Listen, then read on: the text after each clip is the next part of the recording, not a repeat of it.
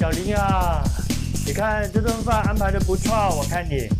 那咱们接下来是不是该找个地方休息一下，然后咱们把这个合同签一下呀，小林？啊，你安排一下吧，小林，看一下我們去哪裏簽合同，休息一下。係嘅，黃總，我安排好噶啦。今晚我哋大富豪 KTV，我哋坐喺度一邊輕鬆，一邊慢慢再傾合同，最緊要輕鬆下先。咁啊，大富豪 KTV 啊！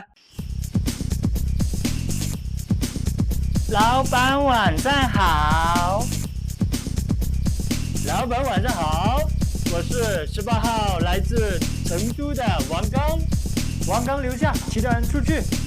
來，王剛過來，讓哥哥抱一抱。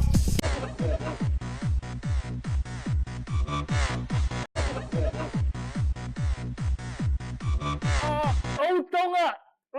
唔得啦，好痛啊！救命啊！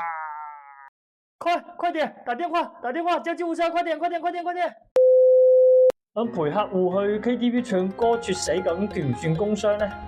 首先啊，根據呢個工傷保險條例第14同15條嘅規定咧，認定工傷佢係需要符合喺工作時間、工作場所等等嘅條件嘅。咁比較有爭議嘅咧就係帶客戶去 KTV 究竟算唔算係工作時間同埋工作場所？嗱，咁我咁睇嘅，如果係員工佢未得公司許可，自發咁樣話請啲客去 KTV 或者受客戶邀請去 KTV， 咁就唔屬於工作時間入邊完成佢嘅工作。但係如果係得到咗公司嘅許可，咁啊應當係屬於呢個工作時間邊嘅工作嘅。就算係超出咗平時正常嘅落班時間，都屬於呢個工作時間。咁啊，一般嚟講啦，咁啊 KTV 其實就唔屬於工作場所嘅。但我認為啊，即係同上邊嘅理由一樣。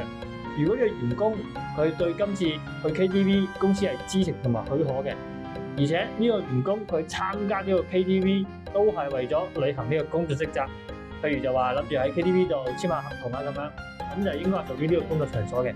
所以嗱，凡事係冇絕對嘅。